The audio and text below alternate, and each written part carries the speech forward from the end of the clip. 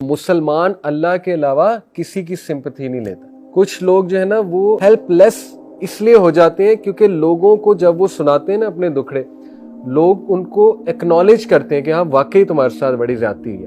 اس سے بجائے کہ بندہ سٹرونگ بننے کے کیا ہو جاتا ہے کہ ہاں میرے ساتھ واقعی بڑی زیادتی ہے، بندہ وکٹم بن جاتا ہے. اللہ کو اس طرح کا رویہ مومن کا پسند نہیں ہے کہ وہ لوگوں کے سامنے وکٹم بنے.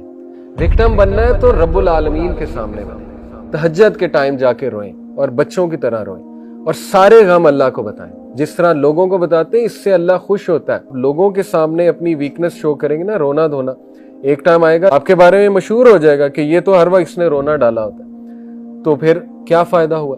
ٹھیک ہے نا. ایک ٹائم تک لوگ ہیلپ کریں گے، اس کے بعد جو ہے وہ لوگ بھی تنگ آ جائیں گے. حدیث میں آتا ہے نا جب سورہ فاتحہ ہم پڑھتے ہیں تو اللہ باقاعدہ جواب دیتا ہے. الحمدللہ رب العالمین.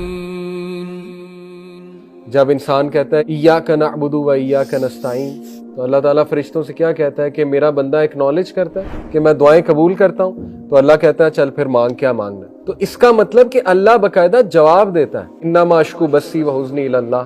حضرت یعقوب کے یہ الفاظ یہ چھوٹے الفاظ نہیں ہیں کہ میں صرف اپنا غم اور دکھ کس کو سناتا ہوں؟ اللہ کو. میں اپنی شکایت کہاں کرتا ہوں؟ صرف اللہ کے ہاں. تو یہ بات اللہ کو اتنی پسند ہے کہ اس بندے کا اتنا کانفیڈنس ہے مجھ پہ کہ لوگوں کے پاس جا کے نہیں رو رہا، میرے پاس آ رہا ہے. اللہ کے نبی صلی اللہ علیہ وسلم نے فرمایا یور لارڈ از شائے. جب تم اس کے آگے دعا کے لیے ہاتھ اٹھاتے ہو تو اللہ تعالیٰ شائے ہوتا ہے کہ میں اس کو ایمپٹی ہینڈ ریٹرن نہ کروں. لیکن بات یہ ہے کہ صرف اللہ کو.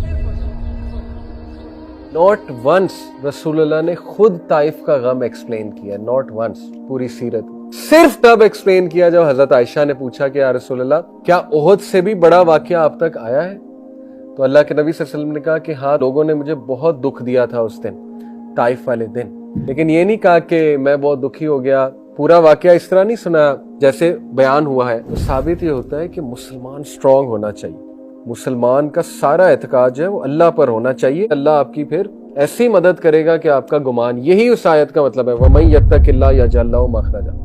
جو کوئی اللہ کا تقوی اختیار کرتا ہے اللہ اسے اس طرح سے نکالتا ہے اس مصیبت سے اور ایسی سورسز سے دیتا ہے کہ اس کا گمان بھی نہیں جاتا.